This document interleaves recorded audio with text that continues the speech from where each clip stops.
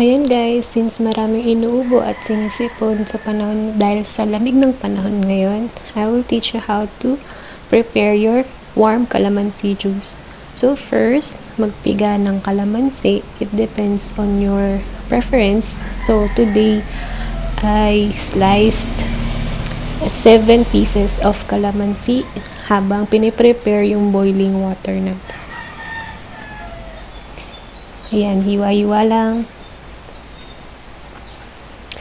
Disclaimer din po pala, I'm not a medical professional. So this suggestion is only based on my experience since I was a child. Ito lang yung iniinom namin whenever we have cough or colds, or if makati yung lalamunan. Minsan umiinom kami ito kahit wala kaming ubo-sipon, just for refreshment. We would prefer it cold naman during summer kasi it's very refreshing. But if any case you don't have cold or cough, this calamansi juice is also good for your immune system. Right? So ayan, dahil kumulo na ang ating tubig,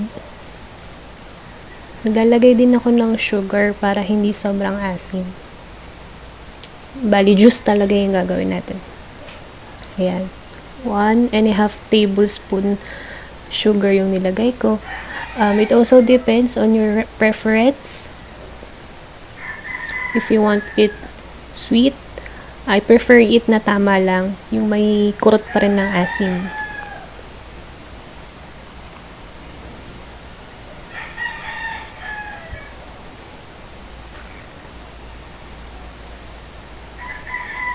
Ayan. Then, i-stir lang natin para matunaw yung sugar. And it's already ready to serve. You also have an option to put a Lipton tea on your calamansi juice. So, magiging calamansi tea na siguro siya. Thank you for watching!